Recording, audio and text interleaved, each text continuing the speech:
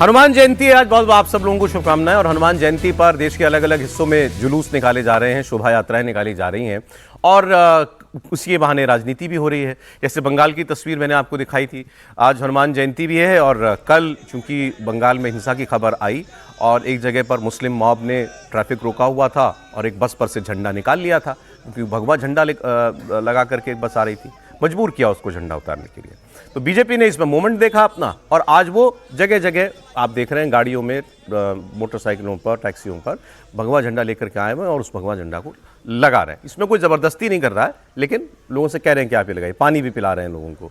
तो बीजेपी वालों को दिखता है कि भाई अब अगला चुनाव जो अगले साल 2026 में होना है, अब ममता बनर्जी की जाने की तैयारी शायद जनता ने कर दी हो, तो इसलिए वो भी अब एक्टिव हो गए हैं। हमारे सहयोगी ओंकार वो वहीं थे स्पॉट पर जब ये बीजेपी, मनीष भट्टाचार्य माफ कीजिएगा, हमारे सहयोगी, जब ये झंडा वितरण कार्यक्रम बीजेपी कर रही थी। देखिए जरा एक रिपोर्ट।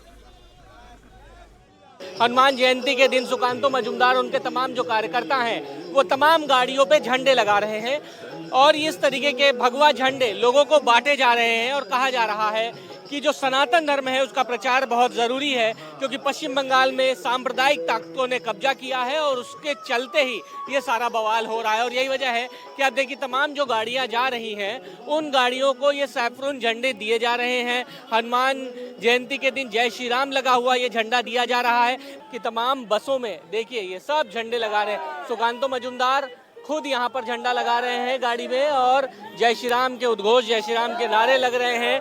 इसी जगह पर का ही वो वीडियो बताया जा रहा था कोलकाता में, जब कुछ दिन पहले जो एक बस से भगवा झंडा उतारा गया था। आप देखिए यहाँ पर बुलडोजर भी आया है।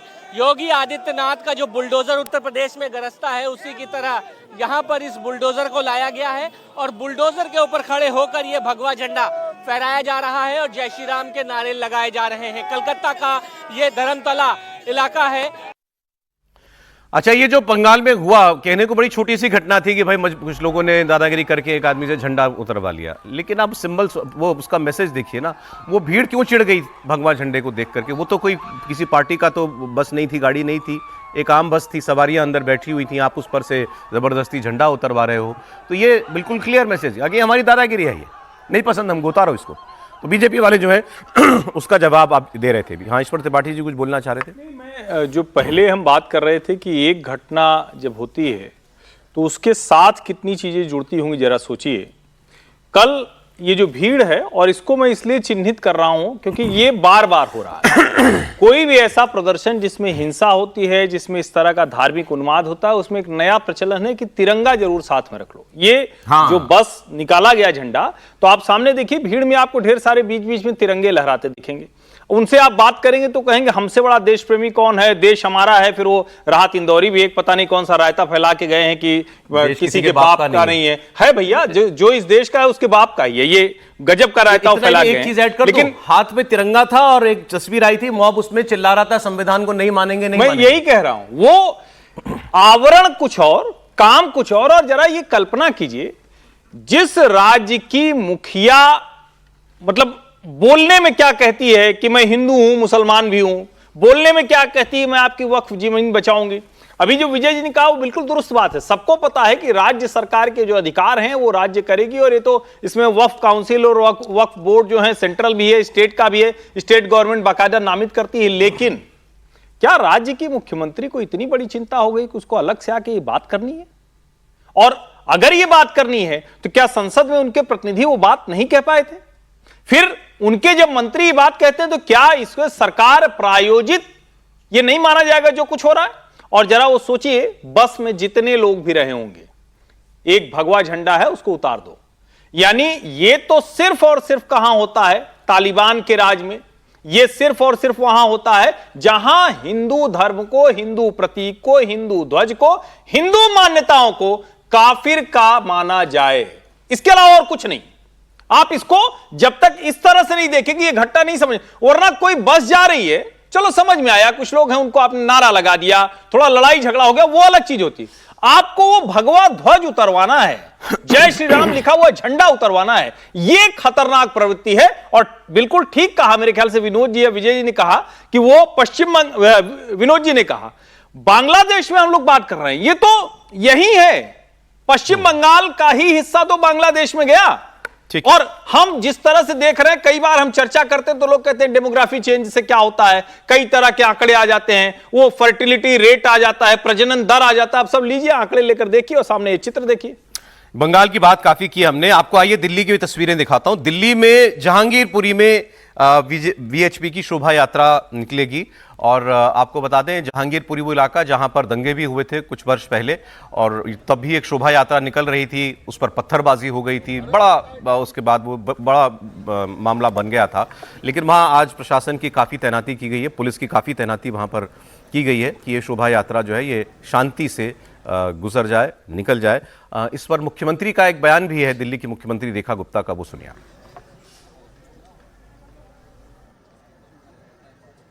मैं दिल्ली की जनता को ये विश्वास दिलाती हूँ कि उनके मुख्यमंत्री के नाते आप सबके खुशियों में शामिल होना भी मेरी जिम्मेदारी है।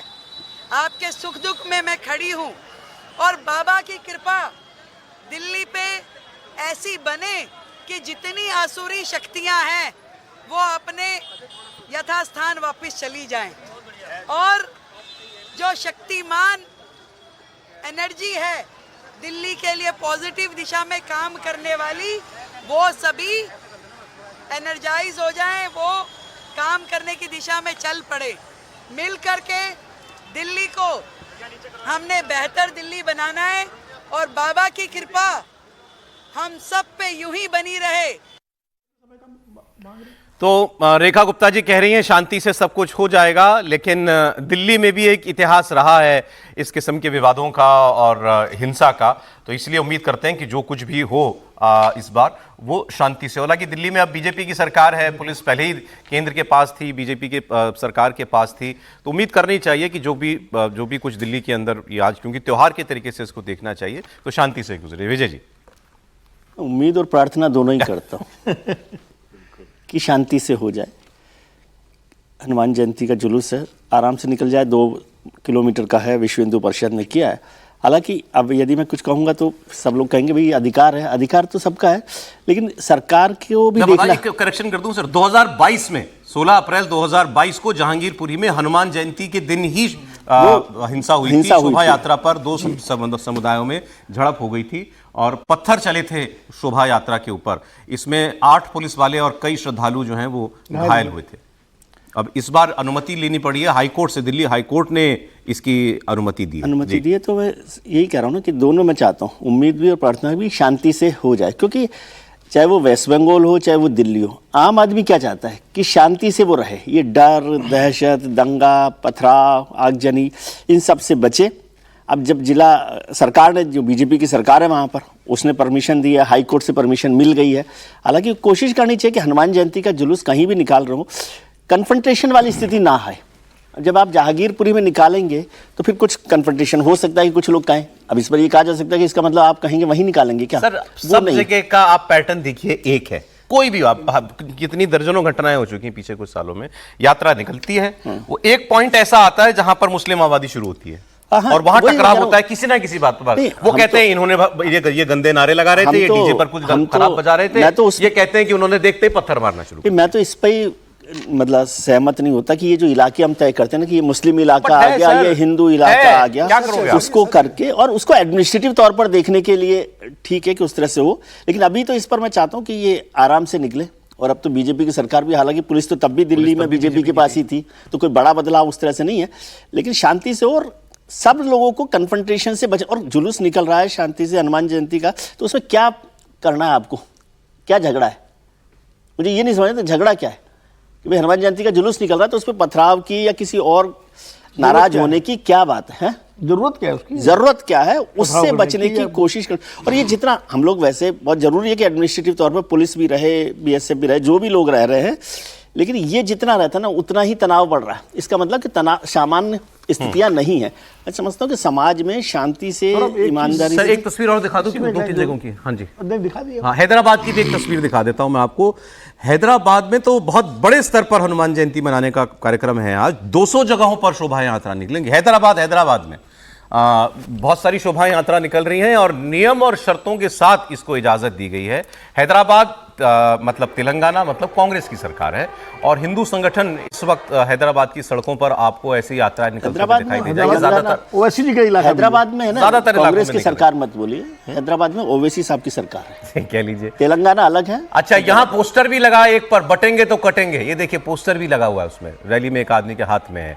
बाइक रैली निकाली जा रही है और पूरे शहर को आज जैसे भगवा रंग से पाट देने की कोशिश दिखाई दे रही है। जी जरा बोले। मैं ये कह रहा था कि पता नहीं, हो सकता है मैं बचपन में हमारे दशहरे पर शोभा यात्रा निकलती थी, रामनवमी पर निकलती थी, या हनुमान जयंती पर अब निकलने लगी, पहले कम निकलती थी, लेकिन और मैं हमारे कानपुर शहर में जहाँ मैं रहा हूँ, रहने वाला हूँ, और ये यात्राएं बड़े सौहार्दपूर्ण तरीके से निकल जाती थी। मुस्लिम इलाकों से भी निकल जाती थी, ताजिए भी हिंदू इलाकों से निकल जाते थे, और कई बार तो जो मुअज्जिज लोग होते थे, बड़े बुजुर्ग होते थे दोनों समुदायों के, वो उनका स्वागत भी करते थे, मतलब फूल बरसाए जाते थे। इस तरह की चीजें होती थी, हमने अपने बचपन में खुद देखा है। अब मुझे लगता पता नहीं वो हिंदुस्तान कहाँ चला गया। अब हर शोभा यात्रा पर, हर जुलूस पर police, RPF, CRPF, rapid action force और कमांडो सब लगाने पड़ते हैं, और उसके बाद भी विजय जी और हम और आप सब उम्मीद भी रखते हैं, प्रार्थना भी करते हैं कि शांति से निकल जाए। ये मतलब बड़ी सोचने की बात है कि वो हिंदुस्तान जो आज़ादी के बाद, बंटवारे के बाद, जिसमें ज़्यादा बड़े घाव थे जब देश टूटा था, उसके कुछ सालों बाद हम लोग तो तभी पैदा हुए, मतलब उसी दौर में, और बचपन में देखा हमने, निकल जाती। क्या आप ये कहेंगे कि ये यात्राएं भी पॉलिटिकल टूल बन गई हैं? बिल्कुल पॉलिटिकल टूर बन गई हैं, यात्राएं भी बन गई, जुलूस भी बन गए, और पॉलिटिकल टूल की वजह से ही ज़्यादा तनाव होता है। सर अभी हैदराबाद का जिक्र हो रहा था, एक वाराणसी की तस्वीर भी है, वो भी दिखा दीजिएगा। वाराणसी में भी ऐसे ही आज जो निकाली गई है शोभा यात्रा, ये देखिए बड़े बड़े डमरू हाथ में लेकर के लोग निकले हुए हैं, बच्चे भी हैं सड़क पर निकले। स्वाभाविक है शोभा यात्रा निकाला, लेकिन हैदराबाद का जिक्र हो रहा था कि हैदराबाद ओवैसी का क्षेत्र है, तो हैदराबाद खाली ओवैसी का नहीं है, हैदराबाद माधी लता का भी है, जो लोकसभा चुनाव लड़ी थी और बहुत अच्छे से ओवैसी के खिलाफ उसने चुनाव लड़ा था। 3.5 लाख वोट लगे गई थी। और ग्रेटर हैदराबाद कॉर्पोरेशन की अगर बात करें तो भारतीय जनता पार्टी सबसे बड़ी पार्टी है आज की तारीख में वहाँ पर, पार्षदों के हिसाब से अगर देखेंगे। और भारतीय जनता पार्टी ने बहुत, और संघ ने बहुत ज्यादा वहाँ मेहनत की है। हनुमान जयंती के जुलूस में बटेंगे तो कटेंगे के पोस्टर का क्या काम है? नहीं, ये पोस्टर से बचना चाहिए था, लेकिन हैदराबाद में जिस तरीके से ओवैसी भाषण देते हैं, हैदराबाद में जिस तरीके से ओवैसी के छोटे भाई भाषण देते हैं, तो मुझे लगता है कि उनको जवाब देने के लिए संदेश भी देना जरूरी है कि भाई ऐसा नहीं कि आप जो बोलोगे वही सब स्वीकार होगा, या हिंदू भी रहते हैं। और मुझे लग रहा है कि अब हैदराबाद की जनता भी इस बात को समझ रही है कि ओबीसी के परिवार जो लंबे समय तक हैदराबाद के लोगों को डरा धमका कर अपना शासन चलाया है, अब ओबीसी भी जानते हैं कि उनके घर के अंदर, उनके पैरों के नीचे हैदराबाद में जमीन सरकने की स्थिति आ गई है। और ठीक है, लंबे समय से ओबीसी परिवार वहां ताकत बनकर रहा है, लेकिन आज हैदराबाद के अंदर आप देखेंगे तो भारतीय जनता पार्टी एक मजबूत ताकत बनकर आ रही है। हैदराबाद में वो बीजेपी के विधायक है ना, टी राजा सिंह, उससे ज्यादा आग उगलने वाला तो आदमी इस वक्त शायद बिल्कुल। और वो नहीं कि लोकसभा में आती है, वो कॉन्स्टिट्यूंसी लोकसभा में आती है, ओवैसी की लोकसभा में वो कॉन्स्टिट्यूंसी आती है। तो मुझे लग रहा है कि आज भारतीय जनता पार्टी ने वहां एक बड़ी अच्छी सफलता हासिल की, और मुझे लग रहा है अगर वहां निकल रही है इतनी सारी रैलियां, तो ये एक स्वागत इसका होना चाहिए। एक बात जो अभी हुई, ये धार्मिक यात्राएं ये राजनीतिक इस्तेमाल के लिए निकाली जाने लगी हैं क्या? नहीं, उसका राजनीतिक इस्तेमाल भी होता है। अब श्रद्धा, पहले श्रद्धा से निकलती थी, श्रद्धा ज्यादा होती थी, अब श्रद्धा के साथ साथ राजनीति का पुट भी होता है। त्रिपाठी जी, इस समाज में जो कुछ है वो समाज के साथ ही चलेगा, वो अलग से तो जाएगा नहीं। राजनीति में कैसे नहीं होगा? अगर राजनीति में नहीं होता तो ज़रूरत क्या होती कि राजीव गांधी जी वहाँ जाएं और कहें कि नहीं राम मंदिर का ताला खुल जाता तो बड़ा अच्छा होता। ये ज़रूरत क्यों पड़ती? ये तो करने की आदत है। इंदिरा गांधी की फ़ोटो लगा के शिव भक्त हैं, क्यों ज़रूरत पड़ती?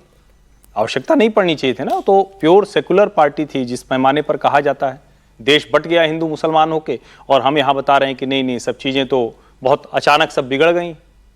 इस देश में सर्वाधिक दंगे कब हुए? आज तो दंगे नहीं होते उस तरह से, आज तो फिर भी चीज़ें बेहतर हो गई। मुर्शिदाबाद जैसे कुछ इलाके या देश के कुछ इलाके वो अलग बात है। जो एनसीआरबी की रिपोर्ट कहती है, जो हमारी याद में हो, जो सबकी याद में होगा, वरना तो 47-48 से शुरू कीजिए, देश जब से हुआ तब से आप देख लीजिए तो हर जगह मुस्लिम के साथ दंगा होता रहा। क्या हिंदू, क्या पारसी, क्या ईसाई, कोई बचा नहीं। गुजरात तो दंगों के लिए ही जाना जाता था। 70s का पूरा कालखंड ही दंगों में बीत गया। 1969 का दंगा कितना खतरनाक दंगा था। मध्य प्रदेश जिसको आज बड़ा शांत कहते हैं, जबलपुर का दंगा सबको याद होगा। भिवंडी का दंगा किसको नहीं याद है? आप कह रहे हैं देश में शांति सौहार्द बढ़ गया है? शांति सौहार्द नहीं बढ़ा है, इसको जरा समझिए। और ये अच्छा है, ये चर्चा हो रही है, बहुत जरूरी चर्चा है। पहले एक सामान्य था कि आपको सेकुलर दिखने के लिए अपनी हिंदू भावनाएं, हिंदू मान्यताएं, हिंदू प्रतीक सब कुछ संभाल के रखना है। वो आपके घर की चीज है। बाहर की क्या है? ताजिया तो हमने कभी नहीं देखा। हम तो पूरा हमने हाईवे जाम होते देखा है ताजिया जाते वक्त। लाल गोपालगंज से ताजिया निकलता था, हम लोग गांव आते जाते हाईवे जाम होता था, कोई पूछने वाला नहीं होता था, कोई कहता भी नहीं था। लेकिन सवाल यह है कि कलकत्ता उच्च न्यायालय कहेगा कि आप पब्लिक प्लेस को अपना नहीं मान सकते। और आज हनुमान जयंती, आज वहां नहीं हुई हनुमान चालीसा। मैं पक्षधर हूं, बिल्कुल कलकत्ता उच्च न्यायालय ने ठीक कहा। तो भैया जुमे के दिन, जुमे की नमाज के तुरंत बाद जो वक्फ के खिलाफ प्रदर्शन हो रहा था वो क्या था? तो ये जरा थोड़ा सा इसको बहुत, और ये तर्क के तौर पर है, ये आंकड़े हैं। मैं बहुत लंबी रिबटल में आपको दे रहा हूं, लेकिन छोड़ में अगर आपको कहना है कुछ तो इनकी बात पर। देखिए राइट टू रिपोर्टल हमारा उनका कोई झगड़ा नहीं है, लेकिन हाँ उनका पक्ष है। मेरी अपनी समझ है, मैं अपनी बात कहूंगा।